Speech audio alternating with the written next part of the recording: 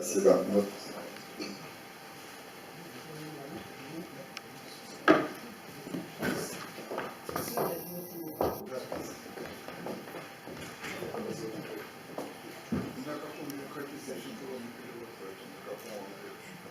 Какой вам ближе? Про Октябрьскую революцию. Да? Французский язык прозвучал. Я думаю, да, будет правильно.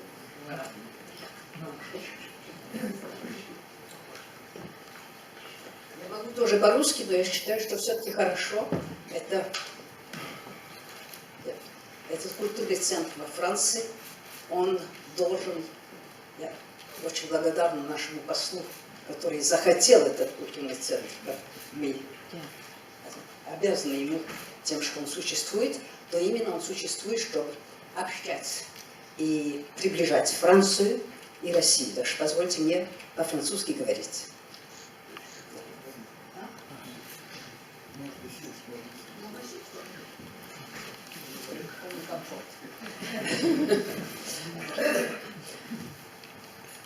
Je voudrais commencer en me référant à ce qu'a dit le respecté ministre Schwedkoy, qui a souligné que lorsqu'on a ouvert l'événement Lénine, et notamment l'exposition Lénine, on n'a pas trouvé de communistes pour en parler. J'ai assisté, je commence par là, j'ai assisté à l'inauguration de l'exposition Lénine à Moscou. C'est une exposition organisée par les archives du parti, uniquement faite de documents d'archives, c'est-à-dire qui montre comment la révolution est perçue aujourd'hui, Lénine est perçu, c'est-à-dire à travers les archives, comme un événement historique, et pas comme une affaire sentimentale ou mondaine. C'est très important. Cette exposition, entre parenthèses, comme il n'y avait pas de politique pour l'inaugurer, elle a été inaugurée par les responsables des archives et par votre servante, ce qui, du point de vue de l'histoire, est une ironie extraordinaire. J'ai fait remarquer à la presse soviétique et à la télévision soviétique qui était présente, russe qui était présente, que tout de même, que ce soit une descendante d'émigrés qui inaugure l'exposition Lénine, on avait l'impression que l'histoire vraiment s'était retournée. Mais, monsieur le ministre, le chef du Parti communiste invité n'était pas là. Le seul politique qui était là, c'était Zhirinovsky. Même aussi, je dirais, très intéressant. Si je commence par là, ce n'est pas anecdotique. C'est pour montrer que la révolution, aujourd'hui, il est très tôt, en effet, pour essayer d'en tirer toutes les leçons, parce que en France, en effet, après 2 siècles, nous commençons à regarder de façon objective la révolution de 1789, et nous ne sommes pas au bout de nos efforts. Il est clair que 25 ans après la fin du système soviétique, il est trop tôt pour prétendre vraiment tirer le bilan de la révolution. On peut s'interroger tout simplement sur un certain nombre de points. Et je dirais que c'est cela que signifie qu'elle est entrée dans l'histoire, de même que Lénine est entré dans l'histoire. Au passage, je voudrais dire à tous ceux qui vont à Moscou ces temps-ci qu'ils aillent voir l'exposition Lénine, parce que précisément les documents bruts, sans commentaire, c'est d'une cruauté édifiante. Je veux dire, c'est véritablement, il faut avoir vu ça. Je ne sais pas si on ne pourrait pas l'amener un jour en France, parce que c'est une des expositions les plus magistrales que j'ai jamais vues. Alors, ce que je voudrais dire, en quelques mots, c'est que je ne vais pas tirer les leçons de la Révolution, il y aura énormément d'interventions de grande qualité, et je m'en remets à ceux qui me suivront. Je voudrais simplement dire que nous avons vécu, tous ici présents, avec un certain nombre de, non pas de certitudes, mais un certain nombre de suppositions. On a d'abord considéré, je dirais, des mythes. Premier point, on a considéré on a toujours parlé de la révolution russe. Révolution bourgeoise en février, révolution prolétarienne, on peut en discuter, c'était un coup d'État, mais enfin ça c'est un autre problème, en octobre, mais la révolution russe, une révolution. Deuxième présupposé, elle était inéluctable. Ça devait arriver. Pourtant, on ne sait pas très bien, mais enfin, qu'est-ce qu'on y pouvait? Troisième présupposé, elle était peut-être bien nécessaire. Le système soviétique a toujours vécu, et j'ai entendu d'ailleurs dans le grand dans la grande conférence organisée par l'Académie des sciences à Moscou il y a 3 semaines, des voix russes expliquant qu'en effet, il n'y avait pas d'autre solution, que la Russie était dans un tel état que forcément la révolution allait arriver. Bon, alors je voudrais mettre un petit peu de la lumière sur ces présupposés, parce qu'on partira de là. Premier point, bon, il y a eu incontestablement une révolution en février 2017. Ça ne peut pas s'appeler autrement.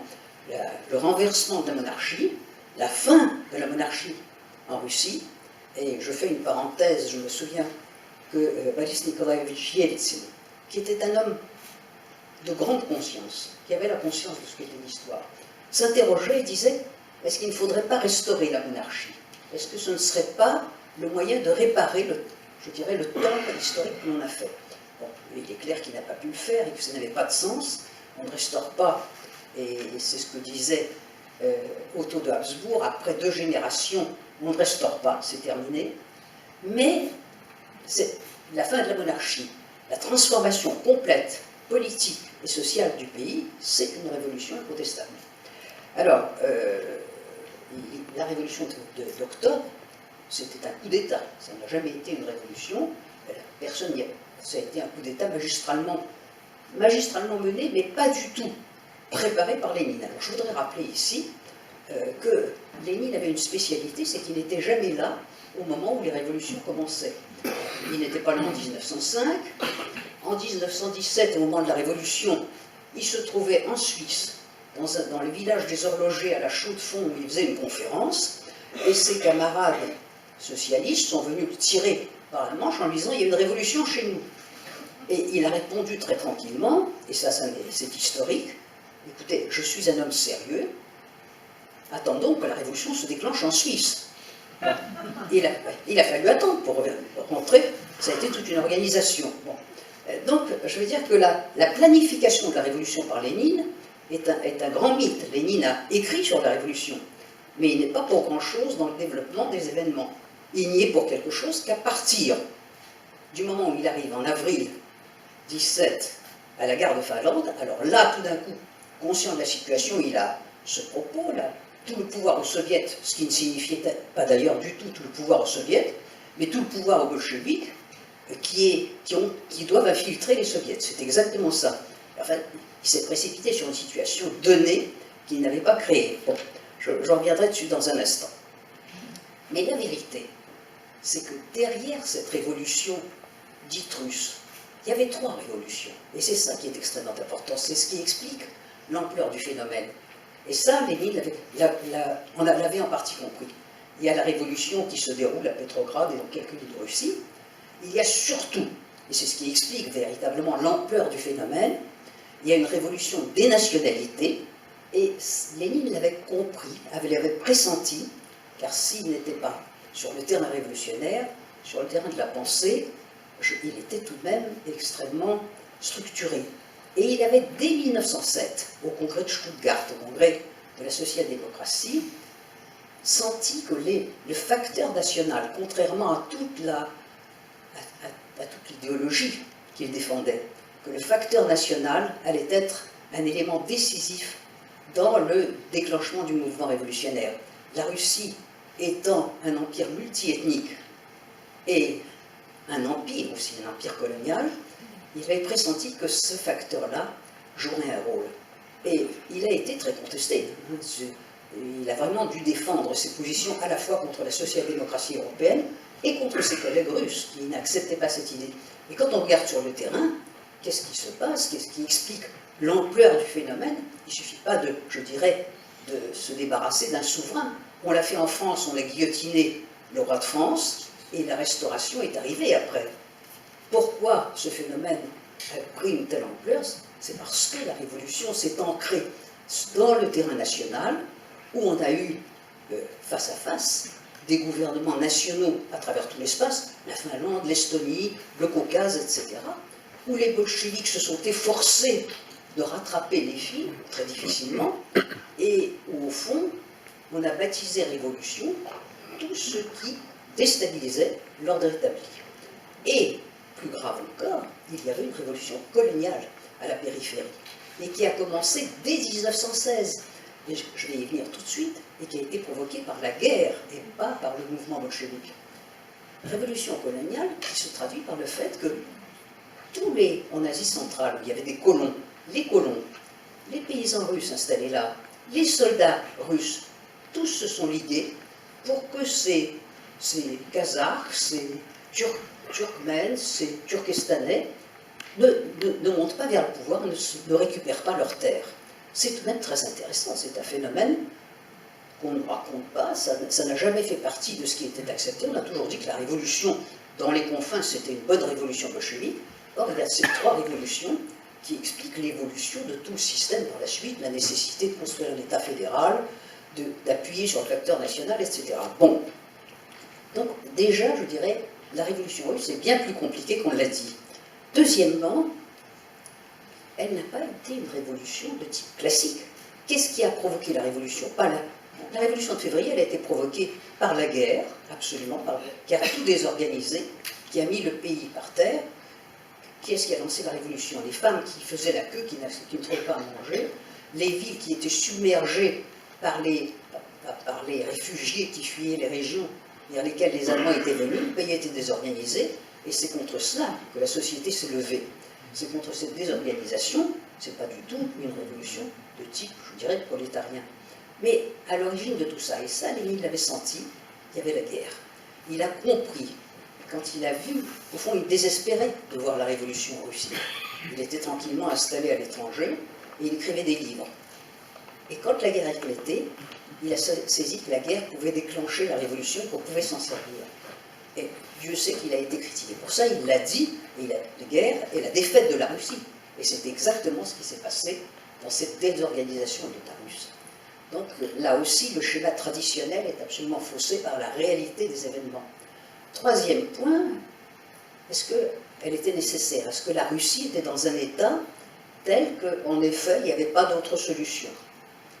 Les travaux pendant très longtemps, on a vécu, moi-même j'ai été à Sciences Po, l'élève de professeur qui disait c'était un pays tellement attardé, le tsarisme était un buveur de sang du peuple, etc. Et le pays était dans un retard formidable. Non, la vérité, en effet, la Russie a connu un étrange XXe siècle, un XXe siècle de développement tout à fait extraordinaire, avec deux événements tragiques, la défaite devant le Japon en 1904 et la révolution de 1905. Et je rappelle tout de même que le pauvre Nicolas II s'était lancé dans la guerre contre le Japon avec l'idée, devant les difficultés qu'il entrevoyait, je cite exactement, qu'une bonne petite guerre pourrait rétablir la situation. Bon, une petite guerre n'a rien rétabli, elle a au contraire, je dirais, accablé le pays, d'une certaine façon était à l'origine de la révolution de 1905, mais la révolution de 1905 a été un choc tel qu'il y a un redressement formidable du pays. À partir de là, la Russie devient l'Eldorado dans lequel toute l'Europe veut investir, et particulièrement la France. Les emprunts russes, on sait d'où ils viennent. C'est ça qui a été fondamental. Et ce développement, et j'y insiste parce qu'on ne le cite jamais, Lénine l'a vu. Il a vu que c'était un développement économique, que c'était un développement social prodigieux, car à partir de là, sur toute la Russie, se répandent les techniciens, les agronomes, les médecins, tous ceux qui peuvent moderniser socialement aussi le pays. C'est ce qui a été véritablement une entreprise de modernisation accélérée que Lénine, en 1912, dans un texte qu'on cite rarement, mais que Pierre Pascal aimait particulièrement, La Nouvelle Démocratie, dans ce texte, Lénine dit il y a en effet ce qu'il appelle Nouvelle Démocratie, c'est cette société nouvelle qui naît de l'effort de modernisation qui se développe. Et il dit que ça continue comme ça, on ne pourra pas faire la révolution, ça sera trop tard. Donc c'est bien le signe que la révolution n'était pas du tout nécessaire, qu'il y avait véritablement une transformation du pays qui n'avait plus, enfin, je veux dire que plus rien. L'argument qu'on ne s'en sortait pas sans révolution, il est tout à fait absurde. Donc, je dirais que tous ces mythes sur lesquels nous avons vécu n'ont aucune espèce de solidité. Il faut revoir la révolution à travers, je dirais, l'examen de ce pays tel qu'il était. Dans les premières 17 années du XXe siècle, qui ont été extraordinaires, où incontestablement la Russie était en train de rattraper les États-Unis et pas du tout de piétiner comme on le dit.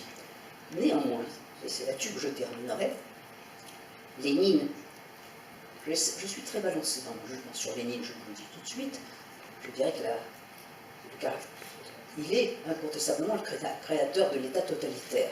Il n'y a pas de débat sur qui l'a créé, Staline, Lénine, non. Lénine est à l'origine, et ceux qui verront l'exposition Lénine verront un document terrifiant où Lénine donne des instructions, nous sommes en 1919, sur l'usage de la terreur. C'est en dehors de tous les textes où il dit qu'il faut fusiller les prêtres, les nantis, etc. Là, il dit qu'il faut faire la terreur. Et c'est souligné très soigneusement, de façon à ce qu'on comprenne bien qu'il faut lancer ça tout de suite. Bon. L'État totalitaire, c'est lui. Mais en même temps, il y a chez cet homme une intelligence ou une compréhension de situation qui ne sont pas celles qu'il a créées, qui ne sont pas celles, je dirais, du système idéologique qu'il porte, mais en même temps, une compréhension très importante. Il a toujours pensé que la révolution devait se faire en Suisse, en Allemagne, ailleurs, en Russie. Il se trouve qu'elle s'est faite en Russie. En 1920, il a cru un instant qu'il pourrait rattraper, je dirais, la doctrine marxiste. C'est-à-dire qu'avec la guerre de Pologne, qui était une guerre nationale, qui n'était pas du tout une guerre prolétarienne, avec la guerre de Pologne, il a cru qu'il allait pouvoir tout de même pousser la révolution jusqu'à l'Allemagne, à travers la Pologne. Il en a appelé aux prolétaires polonais, et les prolétaires polonais ont répondu en tirant sur les troupes de Lénine, sur les troupes révolutionnaires. Bon, c'est-à-dire qu'il a été confronté véritablement à la nécessité presque de reconnaître que ce problème national qu'il avait intellectuellement pressenti était fondamental, et à partir de là, il en a tiré la conclusion qu'il n'y avait qu'une seule solution, c'était de sauver la révolution là où elle était, c'est-à-dire en Russie. La révolution dans un seul pays, dont il est le père, même s'il ne l'a pas dit, même si ce n'est pas lui qui l'a théorisé, et pour qu'elle tienne, il fallait le système de terreur. Mais, je dirais qu'il a aussi compris, et c'est là-dessus que je termine, il a aussi compris qu'il y avait une question qui se posait, c'est-à-dire que toute la doctrine marxiste qui pensait que c'était le développement du capitalisme qui conduisait à la révolution, elle s'est été prise en défaut par les faits, qu'en réalité ce sont dans des régions à fort sentiment national, à sentiment de frustration et d'humiliation nationale, sont des pays dominés, attardés, que peut-être se trouvait le secret de la révolution. Il l'a dit délicatement au deuxième congrès du Comintern, là encore tout le monde s'est élevé contre lui, mais ce deuxième congrès du Comintern a donné naissance au congrès suivant, au congrès de Bakou, où les peuples dominés, ceux de l'Empire russe, sont venus s'exprimer et ont expliqué au fond le vrai secret. La révolution, ce n'était pas la révolution des prolétaires, c'était la révolution des vrais prolétaires, c'est-à-dire ceux qui étaient dominés, les peuples attardés, les peuples dominés. Et après tout, qu'est-ce que l'image que nous avons eue? C'est la révolution chinoise, ce sont les révolutions dans les pays attardés, alors que dans l'ensemble, les pays développés n'ont pas connu de révolution, contrairement à l'espérance de Marx. Les seules qu'ils aient connues, ce sont celles que l'armée rouge a imposées par la force en 1945. Je vous remercie de votre attention.